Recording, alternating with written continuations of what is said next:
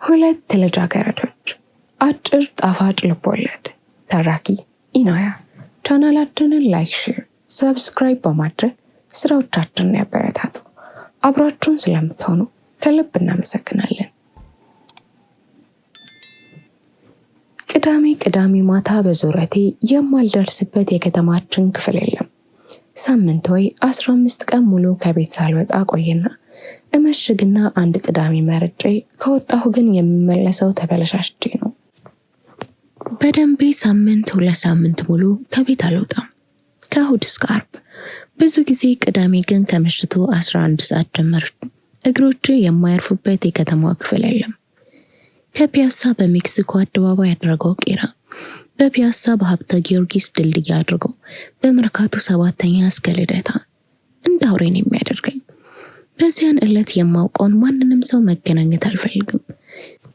በህይወቴ ውስጥ ትንንሽ የእብደት ቅርንፉድ፣ የልክስክስነት ኮረሪማ፣ የባለጌነት ነጭ ሽንኩርት፣ የደደብነት ጥቁር አዝሙድ የመሳሰለ ልጨምርባት እፈልጋለሁ። እነዚህ ቅመሞች ያሉበትን ኃጢአዊታዊ ማታና ምሽት ከሰዎች ጋር ልኖራት ግን አልፈልግም። ይህችን አይነት እብደት ከሚያውቁት ሰው ጋር ግን ሆነው ሲሰሯት ትቀጥናለች። ትዝብት፣ ትችት ይቅርብህ። ጥሩ ሆነው ሲሰሯት አይደለም ይደብራል የተሰኙ ቃላቶችና የሚከሰቷቸው ስሜቶች ይወራውሩብኛል። በቂ ነፃነት የለውም። ያቺ የእብደት ቀኔ የፍጹም ነፃነት ቀኔ ናት። አዲስ አበባ፣ የቅዳሜ አዲስ አበባ የኔ ጦር ሜዳ ናት። ፊት አውራሪ እኔ ተራ ወታደሩ ነኝ። አዛዥ ነኝ ታዛዥ ነኝ። የግሌም ካርኒቫል ነው። በግል ባህሌ 3 ወይም 4 የሴት ጓደኞች ያስፈልጉኛል። ቢመችና ቢቻል በየወሩ ይቀያየራሉ። ማግኘቱ አስቸጋሪ ቢሆንም ቢመችና ቢቻል መጠላቱ ግን ቀላል ነው። ስልክ ካለመደወል አንስቶ በማኩረፍ አድርጎ እስከ ተራ መናደድ ድረስ ከሴት መለያ ይጠቅማሉ። ወይም ሰውነት ሳይታጠቡ መሄድ፣ ጥፍርን አለመቁረጥ። እነዚህ ደግሞ ካላዋጡ ከሌላ ሴት ጋር መታየት፣ ከልጃገረዶች ጋር መዋል ግን አሰልችነት አለው። የሚያለሰልችኝ በቂ ኃጢአት ስለሌለ ይሆናል። በቂ ሰይጣናዊነት። ቅዳሜ ታዲያ ኃጢአቴን የምኖርባት ቀን ናት። ሰይጣንነቴን የምፈተሽባት ቀን ናት። ወይም ማን ያውቃል የባህሬ ሌላው ጎን ትሆናለች። ያች ዕለት ግን በደንቡ ወጣቶች ጎን ለጎን እየተራመዱ የሚሳሳቁባት፣ ወዳድሮች ጠረጴዛ ከበው የሚጫወቱባት፣ ጨዋ በየቤቱ ተጋድሞ ተቀምጦ ቡና የሚጠጣባት ናት። ጓደኞቼ ፒያሳ እቴጌ ሆቴል ናቸው። ወግ ቀዳዳ፣ ሐሜትና ቢራ ጭላጭ የሚጠበቅ የተለመደ ቦታ። ፐፒ ሲለቀቅ እሁድ ብቻ ነው እኔ እሱም ቦታ የማውቀው። ቅዳሜ ዕለት አልፌው ነው የምሄደው። ሰው ያለበትም አይመስለኝም። ነፍሳችን ውስጥ አንዳንዴ ሚጥሚጣ ጠብ ካላደረግንበት ተቃጥለን የምናልቅ አይመስላችሁ? ትንሽ ብልግና፣ ትንሽ ስድነት፣ ትንሽ አፍራሽነት። የመጨረሻው ቅዱስ ሰውም ስድነት አያጣም። ንጹህ ብለን በሰየምነው ነገር ውስጥ እንኳን ጉድፍ አይጠፋም። የአስተያየት ጉዳይ ነው፣ ተጠቅቶ የመመልከት ጉዳይ። ዛሬ ቅዳሜ ከየትኛውም ጓደኛዬ ጋር ቀጠሮ የለኝም። የፈለጋቸው ሊሄዱ ይችላሉ፣ ሊጠበሱ ይችላሉ። እንደፈለጋቸው ከፈለጋቸው ጋር ሊወድቁ ይችላሉ። የመረጥኳቸው ለስጋ ነው። እነሱም መምረጥ መቻል አለባቸው። ለዚህም አይተናነሱኝም። አንዳንዴ ግን በዚህ ቅዳሜ ዕለት ደስ የማሰኘው ነፍሴን ይሆን ስጋዬን የትኛው እንደሆነ ይምታታብኛል። ምናልባት እንዲመቻኝ ለገለጻውና በስጋ በስድነት ጉዳይ በኩል አድርጎ ነፍስን በአበባ ወንዝ ማጠበለው በፈላስፌ ሞቻለሁ። ከሁሉ ነገር ከብዙ ጉዳይ የምፈጽም አይመስልም። መጀመሪያ የማላደርገው ነገር ያለ ገደብ መጠጣት ነው። ቢራ ሳይሆን ጅንና ብራንዲ። ቢራ ትንሽ እንት ነው። እኔ ደግሞ ፍኜን የመለጠጥ ስፖርት የማሰራበት ምክንያት የለኝም።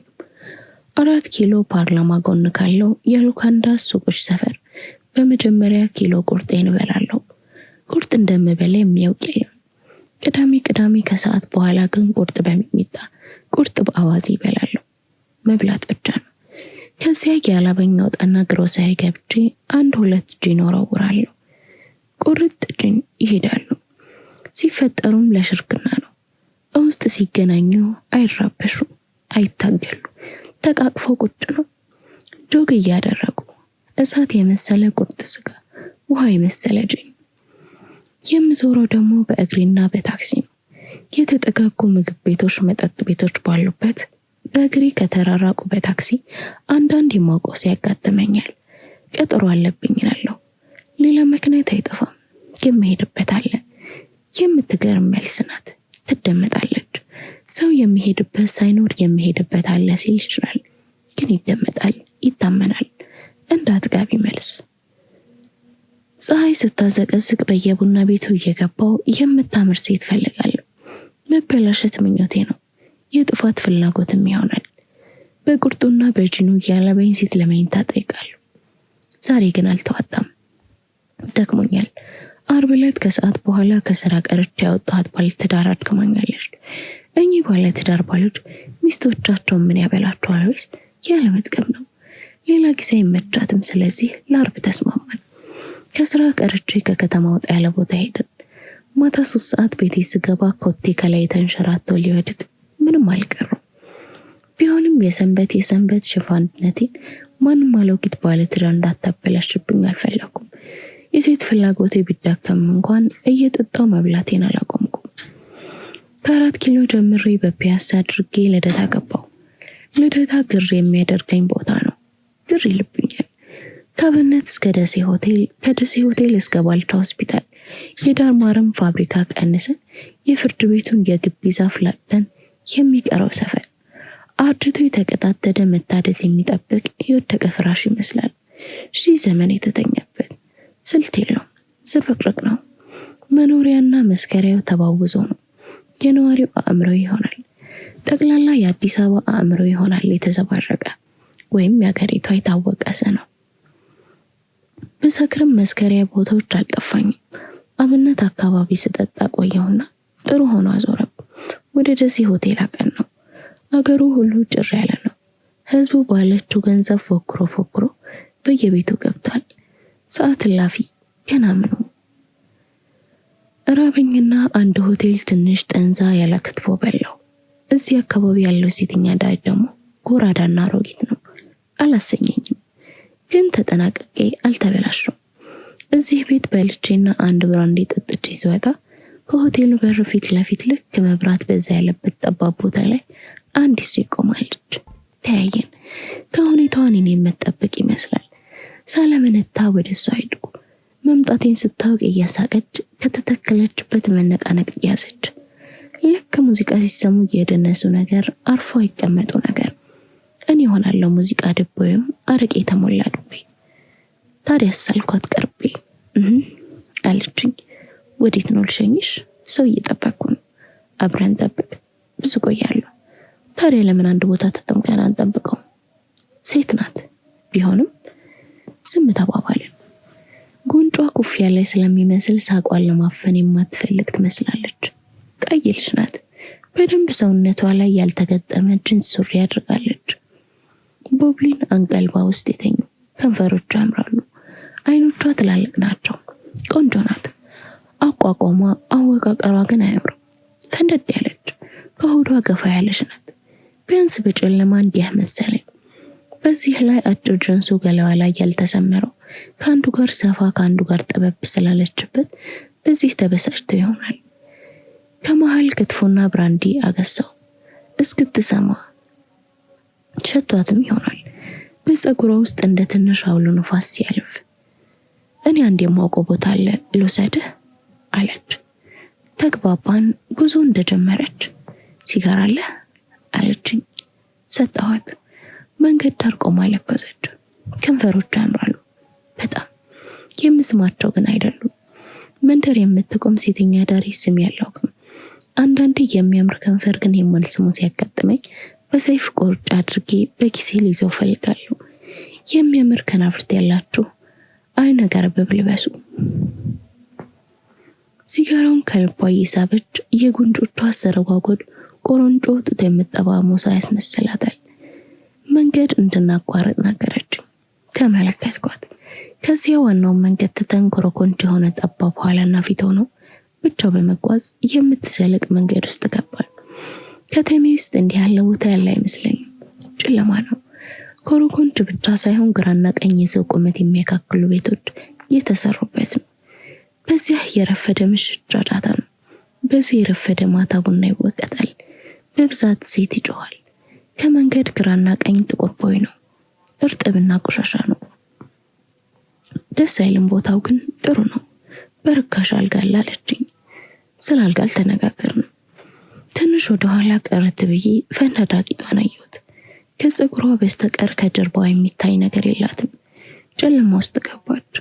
ብርሃን፣ ጨለማ፣ ብርሃን፣ ጨለማ ነው መንገዱ። ሁለታችንም እየተንገዳገድን እየተውለበለብን እናልፋለን። መንገዱ አያልቅም። ወደ መሬት ውስጥ የመጓዝ መሰለኝ። አንድ በር ተጠግታ አንኳኳችና ያን ሆኖ ተከፈተ። ከአንድ ደልዳላ ጠይም ሴትዮ ጋር ተነጋገረች። ሴትዮዋ ቤታቸው ተመልሰው እንደመግባት ወጡና ልጅቷና እኔ ወደ መጣንበት መሄድ ጀመሩ። ልጅቷ በጭንቅላቷ ና አይነት ጠራችኝ። ተከተልኳት። ማስለቀቋ ነው። የገባንበት ቤት ግድግዳዋ መናድ ጀምሯል። አንድ አልጋና ጥቂት ቁሳቁስ ሞልቷታል። የቤቷ ሁለመና ነው። እንደዚህ አይነት ቤት እስከዛሬ አይቻላል። ልጅቷ አልጋው ላይ ተቀምጣ የሚያማምሩ አይኖቿን አርገበገበች። የክፍሉ የአልጋው የሴትዮዋ ነው። ለኔ 10 ብር ትከፍለኛለህ አለችኝ። ለነዚህ ከንፈሮች ስዕልነት 10 ያንሳል አልኩ በልቤ። የማውቃትን አንድ የሴት ዶሮ ጓደኛ የሚመስል ነገር አላት። የታወቀች ቁሌታም ነበረች። እኔ ሳልቷት እየበላት ጥይቶች ሽሽቷን መረኮላት። ባቄላ ቀረ ምን ቀረ አሉ። 20 ብር አውጥቼ ሰጠዋትና የቀረውን እንድትይዛው ነገርኳት። ልብሷን አወለቀች። ወደ ፊኛው አካባቢ ቦርጭ ይሁን ምን ይሁን ስሙን የማላውቀው ስጋ አለ። እግሮቿም አጭር ናቸው። በዝምታ ሳቁ። ማውቋ ቀርሞኝ ይወራል ማለት ከወገቧ በታች ያለው ሰነቷ በጂንስ ሰብስባ ከወገቧ ላይ ያለው ሰነቷን በማስያዝና በትልቅ ነጭ ሸሚዝ ሸፍና ልንወጣ ስንል ስምህ ማን ነው አለችኝ። ልነግራት ስላልፈለግኩኝ ዋሸኋት። አይመስልም ተው፣ እውነቴን የአባቴን ስጋ አልኳት። የምንጅ አልመሰለኝ። በዚህ አይነት ኪነት መማሌ ራሴን ማማረረኝና እንደ ይቅርታ ራት ልጋብዛት እንደምፈልግ ነገርኳት። በዚህ ጥሩነቴ ስሜን የሚያመነች መሰለኝ። ከዚያ የሆነ ዋሻ ውስጥ ተያይዘን ወጣን። ሊዘጋ የደረሰ ደንበኛው የዋሻው ሆቴል አገኘን። ስጋ የሌለበት የአዲስ አበባ ሆቴል የለም። እንቁላል ፍርፍር መስራት አይችሉም። ሽሮ መስራት አይችሉም። ጎመን ወጥ መስራት አይችሉም። ድንች ያፈራርሳሉ። ሰላጣ ይጠወልጋሉ። ስጋ ግን ይችሉበታል። አዲስ አበባ የስጋ ከተማ ናት። ይህን ሁሉ ህዝብ አንድ ቄራ ማብላት የሚችል አይመስልም። 2 ጥሬ ክትፎ አዘዘ። ሰራተኞቹ ተደክመዋል መሰለኝ። አንዱ እያሳጋ እያናወጠ መጣ። ተሰላሽታቸዋል መሰለኝ። ከስጋው ገፋ አድርገው መዝነውታል። ከልጅቷ ጋር አብረን በላን። የሚያማምሩ የሚበሉ የሚመስሉ ጣቶች አሏት። በራሷ ተማምና ከዚህ ጎድጓዳ አካባቢ ብትወጣ ወንድ በሷ አቅጣጫ እንደሞላ ወንዝ ይፈስ ነበር። እንደ ፈረሰኛ ሰዓት እላፊ ከመድረሱ በፊት ተለያየን። ከመሃል መንገድ ላይ ቆጨኝ። አብሬያት አልማደሪ። ማን ያውቃል፣ መሸሹም ጥሩ ሳይሆን አይቀርም። በዚህ ስጋው አስራኝ ባሪያ ታደርገኝ ይሆናል። ሽፋትነቴን እወዳታለሁ። ኢትዮጵያ ከማንኛውም ሀገር የበለጠ በሽፋቶች የተሞላች ናት።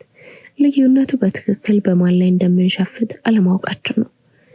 ከ2 ቀን በኋላ ከጓደኞች ጋር ቡናና ቢራ ይዘን ናይል ሆቴል ተቀምጠናል። ጓደኛዬ የሱ ወንድምና የወንድሙ ሴት ጓደኛ አሰልቺ ቡድን ነው። የፈዘዘ ንዑስ ከበርቴ። ቅዳሜ ተወጥሬ አምሽቼ ስለማደር ነው መሰለኝ እነዚህ እጅግ እንዳለ ነገር ይመግቡብኛል። ግን ህብረተሰብ የሰጠኝ ቦታ ነው። ከዚህ ወለም ዘለም ማለት አይችልም። ቀላል፣ ርካሽ፣ አሰዳቢ፣ ተራ፣ የማይረባ የመሳሰሉ ቃላት ይጠቀሙብናል። ወረድ ካለን ወጣ ካለን ደግሞ ምን ይንጠራራል። አቅሙን አያውቅ፣ ጉረኛ፣ አስመሳይ የመሳሰሉ ቃላት ይመጣሉ። ሁለተኛ ቢራ ላይ ያለው ይመስለኛል አንድ ወሬ አምጥተው እየሳቅ ወደ ጀርባዬ ዞረሰ። ያች ልደት የማውቃት ልጅ ወደ ሆቴሉ ስትገባ አየኋት። አላየችኝም። ፊቴን ቶሎ አዞርኩ እንዳላየው ራሴን ለማስረታት። ጨዋታ ውስጥ የተነከረ ለመምሰል ወሬው ላይ ሊጥሊጥ የሚል ነገር ቀላቀልኩ። ባያምር ግድ አልነበረኝ። የውርደት ጊዜ እየቀረበ ነው። በአይኔ ቂጥ ግን እሷ የምትሄድበት እያለው የውሸት ስሜ ሲጠራ ሰማሁ። በቀስታ ዞር አላልኩም። ከኋላዬ ምናልባት 2 ሜትር ርቃ ብትቀመጥ ነው።